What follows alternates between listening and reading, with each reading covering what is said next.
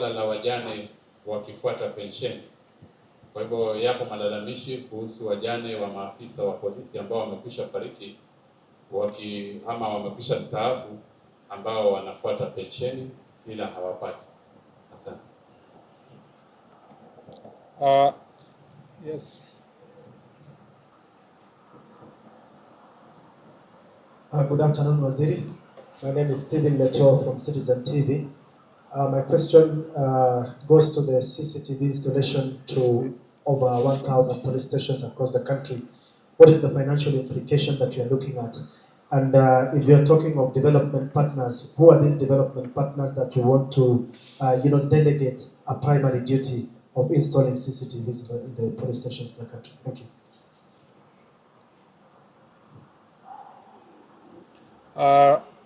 Let me start with the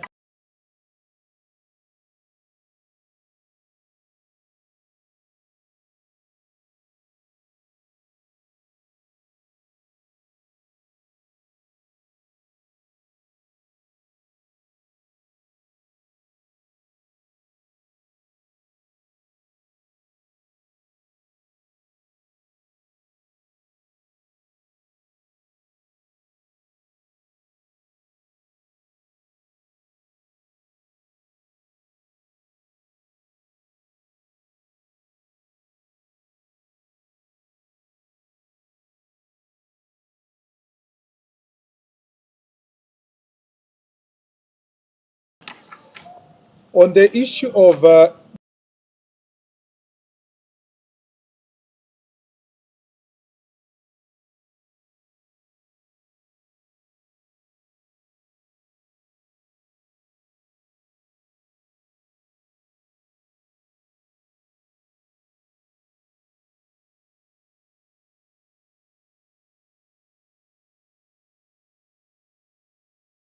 on record in the Senate, and therefore, because of the advancement of the investigations, I'd rather leave it to that position.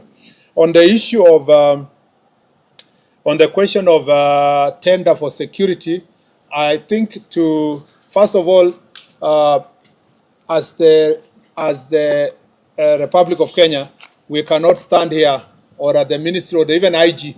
You will never get that information you are looking for, where you stand and come and say, we have this number of ammunitions or we have this number of this. It's not possible for any country in the world to go and announce this publicly to any person, because that is a highly classified security issue.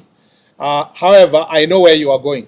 Your question was related to what was in the media about munitions and issues of other countries. I think my responsibility is issues related to internal security. That's why it's called Minister of Interior.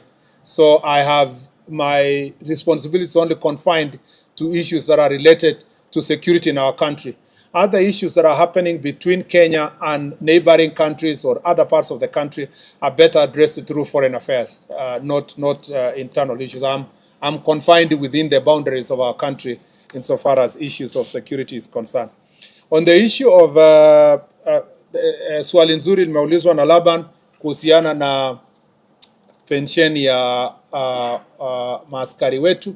Ninajua ya kwamba kumekuwa na shida, si kwa upande wa askari peke yake, lakini public service wote wakijaribu kupata budget ya kuhakikisha inalipa mambo ya pensheni. Lakini uliposikia vile nilisoma baadhi ya mabadiliko ama reforms ambayo tunafanya inahusikana na Veterans Bill. Nia yetu ni kuhakikisha kwamba through that Veterans Bill tutakuwa na njia mwafaka ya kuhakikisha kwamba wale wanaondoka kutoka ofisi wanalipwa haraka, na pia sio wenye wanaondoka peke yake, wale wanapoteza wapendo wao wakiwa kazini watakuwa wameshughulikiwa ipasavyo. Ndio unaona hiyo Veterans Bill ndio moja ya yale sheria ambayo nilisoma ambayo tunataka kupitisha ifikie bunge ili tukue na njia mwafaka ya kuhakikisha muda ambayo inahitajika kulipa pension na mambo mengine. Hata hivyo kupitia bajeti ambayo National Police Service imepata, kumekuwa na bidii kwa upande wa National Police Service kujaribu kulipa wale ambao pension yao imekaa sana. kadiri ya uwezo wao kupitia ile bajeti ambayo tumepewa na bunge. Kwa mambo ya financial implication, I want to say that we will leverage on the working relationship we have with the Ministry of ICT and with the support of also CAK, Communication Authority of Kenya. We are going to forge this partnership, which has been ongoing between us and these institutions, to see how we can install these CCTV cameras within the next 2 years. The ultimate budgetary allocation will be determined by the working partnership we have put in place. I need to say that we are not saying we are abdicating this responsibility to our development partners. And I am very clear in my mind that it is not the responsibility of the development partners to do so. It is us, but we leverage on the working partnership that are already existing. Some of the partnership are between us with the UNDP, which is already ongoing partnerships, between also us and the World Bank, between the government and the government of UK, and between the government and European Union. These are existing partnerships that are cut across ministries. But particularly for this ministry, we want to retrofit the programs that we have been having with them and see if we can urgently put some of the already committed resources towards making the police station a center of excellence and making it mandatory for all these police stations to have the CCTV cameras. I also needed to say that it is not just enough to talk about the CCTV. We are speaking about police stations that have very old infrastructure. Some of the police stations are actually colonial infrastructure. So it requires also building of the infrastructure itself. And again, through our Jukwaa la Usalama and our engagement with national government Constitutional Development Fund, we've been seeing ways of ensuring that we modernize most of these police stations, because you can also may want to put new ICT materials, the laptops, the CCTVs and Wi-Fi and so forth in an environment that has very old infrastructure or even barely existing infrastructure. Some of the police stations are Mabati police stations and so forth. So we will want to, as we work on the accountability and transparency in the police stations, we want to ensure that we build on the infrastructure within the police station. The last three questions. Yes, when I was saying my name is Steve Radio, there's been a clamor and push from a section of Kenyans for the DIG Amega to set aside and some are even threatening to put the street forms tomorrow. From where you sit, do you think that's the prudent path to take you to suppress the tension and the pressure of protest ahead of tomorrow? Thank you. Mr. CS, my name is Winfrey Owino from KTN. You've mentioned digitization of occurrence books. And this is not something new. We actually heard of it first time in the previous regime. So what is the progress with what the previous regime had started? And what really is the update based on what you had told us before as the ministry? Yeah. Thank you. The last one, if any, and if none, then I appreciate. Good afternoon.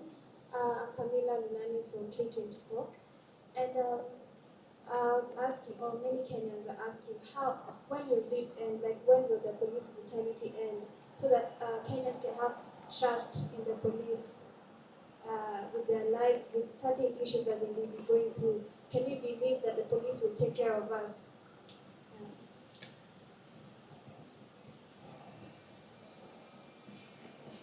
Thank you very much. First, let me say that on the question of the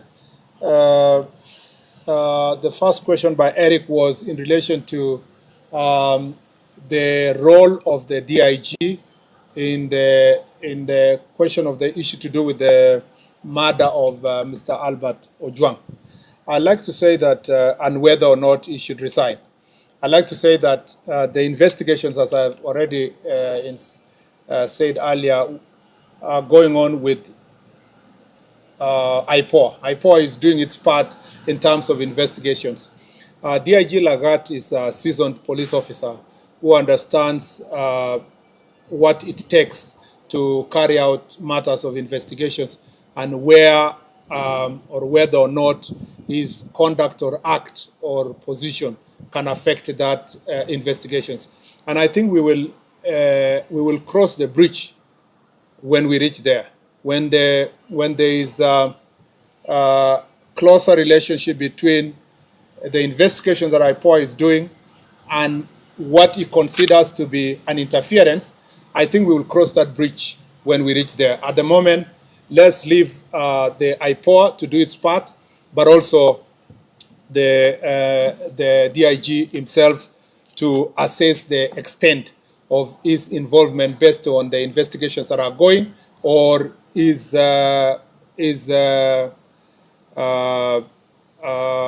position vis-a-vis the investigations, and then make that decision when we cross there. I'd not like to be the CS who will make the decision for him. It is important that that is achieved, the threshold of the investigations, where it is, and whether or not the DIG will see that his position or position in office is going to interfere with that investigation. I'm sure when that threshold is achieved, we will cross that bridge when we reach there. On the question of digitization of OB, this has been a long time promise, and I agree with you that it's been a promise from previous administration to now. We want to move it from promise to reality. And we know the reasons why this is serious is because if we have a digitized OB, it will help us to make sure that any reported incident can be tamper-proof. It can also be tracked to ensure that whether or not someone wanted to interfere or change the position of a particular reporting that was made. So we will not have a situation where like we saw in the other incidents, that somebody had reported, there is allegations that the report was changed and so forth. So digitized occurrence book really help us a great deal. And I have now given timeline. Maybe in the past there was no promise of timeline. I've given in the next 1 year, we would like to see a digitized occurrence book. And then lastly, Camila has asked a very important question. When will police brutality end? We would like to see that police brutality ends now. It is the duty of any right thinking member of society, including our cabinet secretary and government, to see that police brutality ends immediately. Because it is not right that police stations, for example, or police officers who are expected to protect the citizens are brutalizing citizens. But as you know, reality on the ground is that this is an area that governments and countries all over the world have struggled with over time. Even the most advanced democracies, like the case of the US with the George Floyd a few years ago. But very conscious societies will ensure that when an incident happens like the one for Mr. Albert Ojwang, you don't, as unfortunate as it is, you don't allow that incident to be part of the statistics. It's also an opportunity for us to rise up and say, what else can we do? Like in the instance that we have proposed here, what else can we do to make the police station safe in respect and honor of those who have suffered, like the case of Albert Ojwang? That way, we can put meaningful, we can have meaningful results based on the otherwise negative and terrible incident. We can be able to turn around and say, so that doesn't happen to any other citizen, this is an opportunity again to up our game in terms of reform. But if you ask me, this is an area that is long overdue. But as I read in my statement, we've made significant improvement from 2010 when we promulgated our new constitution, and we can do even far much more. But I also need to ask our citizens that we need to support each other. We need to support the police officers. If you are, like the case that happened the other day, somebody's outright assaulting a police officer, you know, insulting a police officer, provoking. You are holding a machete. You know, you saw the case of Nakuru, someone is having a panga and showing directly to the police officer. And we are all as Kenyans not enraged as if a police officer had shown or pointed a gun to a civilian. It should apply both ways. And I request you in the media, please stop profiling criminals and calling them protesters. I saw in one of the media houses the other day, somebody's announcing saying, oh yeah, some of the protesters have burned vehicles, some of the protesters have looted.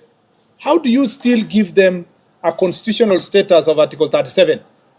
Protesters are expected to be civilized people who are making a statement, not the ones who are burning vehicles, looting shops, attacking civilians, throwing stones at the police officer, burning police vehicles. We have very few police vehicles, but many of them have been burned in this instance. Burning a police station, invading parliament. I am yet to see a media house that calls out all those who invaded parliament.